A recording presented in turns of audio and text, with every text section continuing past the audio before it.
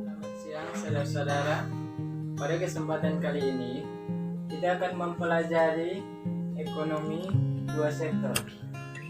Di sini saya sudah sediakannya di sini, dan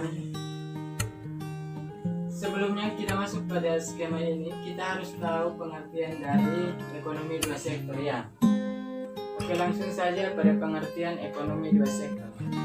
Ya, pengertian dari ekonomi dua sektor adalah suatu perekonomian yang diasumsikan hanya terdiri dari sektor rumah tangga, atau dengan kata lain household, dan sektor perusahaan, atau dengan kata lain bisnis. Perekonomian dua sektor ini juga disebut sebagai perekonomian sederhana tertutup. Oke, jika kita sudah tahu pengertiannya, kita langsung saja masuk pada skema yang sudah saya sediakan di sini. Di sini kita bisa lihat pada anak panah yang saya sudah garis di sini. Di sini ada konsumen dan ada perusahaan. Kemudian di sini ada pasar produksi. Kemudian di sini ada faktor-faktor ekonomi. Ya, kita lihat dari anak panah ya. Jadi jika perusahaan memberikan ke konsumen pada pasar produksi terdiri dari barang dan jasa ya. Kemudian jika konsumen memberikan ke perusahaan, maka timbul balik ya pada pasar produksi. Pada pasar produksinya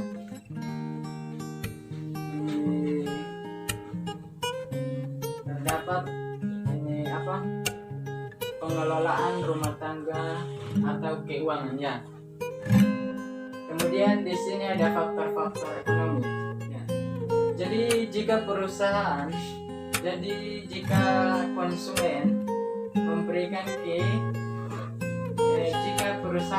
memberikan ke konsumen, maka pada faktor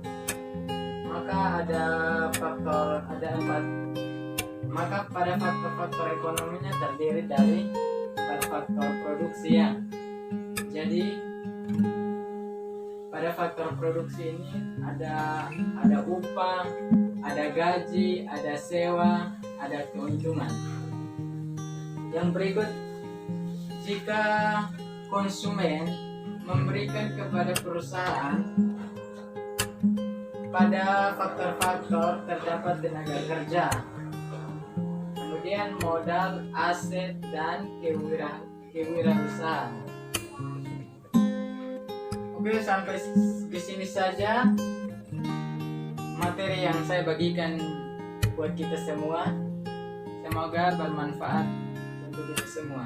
Sekian dari saya. Salam. Perkenalkan, nama saya Nanda Serena Tabeno. Saya mahasiswa dari Universitas Nusa Cendana Kupang. Di sini saya akan menjelaskan tentang ekonomi diwujudkan dalam sebuah model. Dalam ekonomi yang kompleks terdapat rumah tangga, perusahaan, dan juga pemerintah sebagai agen ekonomi yang berinteraksi satu dengan yang lain. Rumah tangga akan menyediakan sumber daya yang dimiliki berupa upah kepada perusahaan dengan menyediakan jasa pekerja kepada perusahaan, dan sebaliknya perusahaan akan memberikan kompensasi dengan berupa upah ataupun sewa karena individu tersebut menyediakan tanah dan gedung ataupun properti yang dimiliki. Di sisi yang lain, perusahaan akan memproduksi barang dan jasa, dan itu akan dikonsumsi oleh rumah tangga sehingga perusahaan akan mendapatkan timbul balik berupa pembayaran atas barang dan jasa tersebut. Yang perlu kita lihat bagaimana model itu bisa membantu kita menjelaskan fenomena yang ada dalam perekonomian dalam mekanisme pasar. Orang yang mengenal mekanisme pasar karena membaca buku mungkin, tetapi juga yang lebih baik kita pahami adalah adanya hukum permintaan yang menanyakan bahwa kalau harga naik maka jumlah barang dan harga yang dimiliki akan turun. Tentu saja dengan anggapan faktor lain dianggap tetap. Permintaan pasar adalah akumulasi dari seluruh permintaan individual dan faktornya banyak yang mempengaruhi, misalnya harga barang tersendiri, selera, ataupun kemudian juga ekspektasi ataupun harapan di masa mendatang. Faktor dan ekonomi yang mempengaruhi. Kemudian kalau kita melihat bagaimana perubahan itu terjadi adalah kalau faktor-faktor di luar harga barang-barang itu mengalami perubahan, misalnya pendapatan meningkat, maka permintaan akan bergeser. Mekanisme pasar dari penawaran adalah jumlah barang dan jasa yang dihasilkan oleh perusahaan dan perusahaan di dalamnya memproduksi. Itu juga dipengaruhi oleh berbagai faktor seperti harga barang itu sendiri, harga inputnya, teknologi dan ekspektasi maupun faktor ekonomi. Jadi kita bisa menyimpulkan bahwa setiap agen ekonomi memiliki peran yang penting untuk mengambil keputusan dan itu akan mempengaruhi pasar konsumen. Ketika mengambil keputusan untuk mengkonsumsi sesuatu tentu akan mempengaruhi permintaan barang tersebut. Sekian dari penjelasan saya. Terima kasih.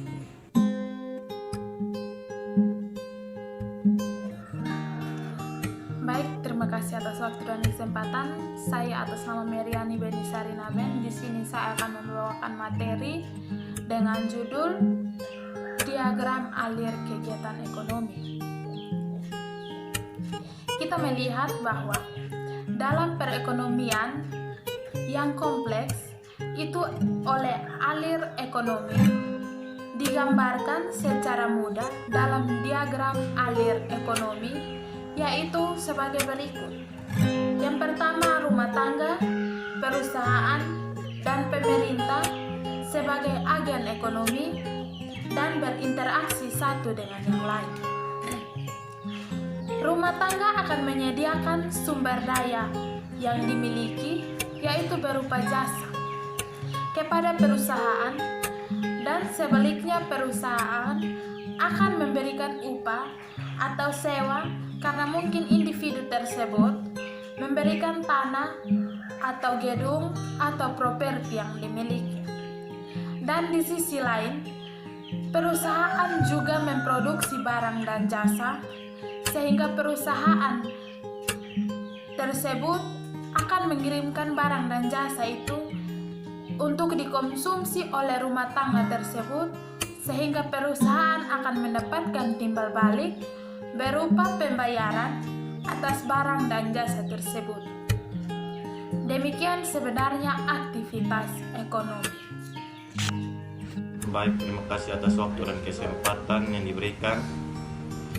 Di sini saya akan menjelaskan tentang mekanisme ekonomi atau teori permintaan menyatakan bahwa jika harga naik maka jumlah barang dan jasa yang diminta akan turun, tentu saja dengan faktor lain dianggap tetap. Permintaan pasar adalah akumulasi dari seluruh permintaan individual dan ada beberapa faktor yang mempengaruhi, misalnya harga itu sendiri, selera, atau juga ekspektasi atau harapan ke depannya.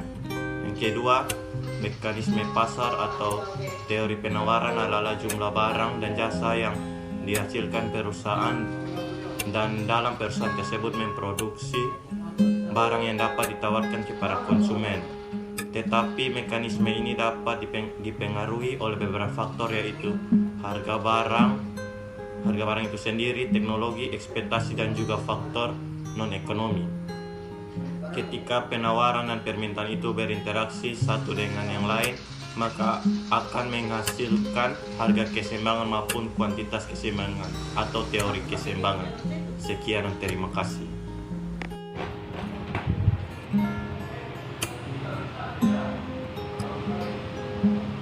Baik, terima kasih atas waktu dan kesempatan yang telah diberikan kepada saya. Di sini saya akan membawakan tentang mekanisme pasar. Mekanisme pasar terdiri dari yang pertama, teori permintaan. Permintaan pasar adalah akumulasi dari seluruh permintaan individual. Hukum permintaan menyatakan bahwa jika harga suatu barang naik, maka jumlah yang diminta akan turun. Yang kedua, teori penawaran. Penawaran adalah jumlah barang dan jasa yang dihasilkan oleh perusahaan, dan perusahaan tidak memproduksi. Itu juga dipengaruhi oleh berbagai faktor seperti harga barang itu sendiri, teknologi, dan faktor non-ekonomi. Ketika permintaan dan penawaran itu berinteraksi satu dengan yang lainnya, maka akan menghasilkan keseimbangan maupun kuantitas keseimbangan. Baik, terima kasih. Terima kasih atas kesempatan yang telah diberikan kepada saya. Pertama-tama saya ingin memperkenalkan nama saya. Nama saya Maria Fasyanita. Saya dari kelompok 4. Baik, saya akan menjelaskan mengenai video yang dikirim ibu. Apa yang saya tangkap dari video tersebut? Yang saya tangkap dari video tersebut mengenai ekonomi diwujudkan dalam sebuah model diagram alir aktivitas ekonomi. Jadi, di dalam perekonomian yang kompleks, ahli ekonomi menggambarkan sistem ekonomi di dalam model diagram alir, di mana rumah tangga, perusahaan, dan pemerintah yang menjadi agen melakukan interaksi atau berinteraksi, di mana rumah tangga memberikan atau menyediakan sumber daya yang dimiliki berupa upah, sewa, atau bunga kepada perusahaan dengan menyediakan jasa untuk bekerja. Kemudian, sebaliknya, perusahaan akan mengalokasikan atau memberikan kompensasi dalam bentuk upah atau sewa karena rumah tangga atau individu telah menyediakan atau menyewa tanah mereka kepada perusahaan. Perusahaan juga akan menyediakan barang dan jasa yang barang dan jasa tersebut akan dikonsumsi oleh rumah tangga, sehingga perusahaan akan mendapatkan timbal balik berupa bayaran atas barang dan jasa tersebut. Yang kedua, hal yang dapat kita lihat bagaimana model itu dapat membantu kita menjelaskan fenomena yang akan terjadi di dalam perekonomian adalah mekanisme pasar. Di dalam mekanisme pasar ada namanya hukum permintaan, di mana dalam hukum permintaan menyatakan bahwa jika harga barang naik, maka harga permintaan akan menurun. Permintaan terjadi apabila faktor-faktor di luar harga barang mengalami perubahan. Selain adanya hukum permintaan, di dalam mekanisme pasar juga ada hukum penawaran, di mana penawaran itu adalah jumlah barang dan jasa yang dihasilkan oleh perusahaan, dan perusahaan di dalam produksi itu juga dipengaruhi oleh harga input, teknologi, dan ekspektasi ekonomi. Nah, ketika penawaran dan permintaan melakukan atau berinteraksi, maka akan menghasilkan harga yang berkesinambungan. Misalnya pedagang melakukan penawaran, sedangkan pembeli melakukan permintaan, dan disitulah terjadi harga ekuilibrium atau harga kesinambungan. Jadi kesimpulan yang dapat kita ambil yaitu mekanisme pasar ini sangat penting dan memiliki peran yang sangat penting dalam perekonomian di dalam masyarakat. Baik, terima kasih. Itu saja yang dapat saya simpulkan. Sekian dan terima kasih.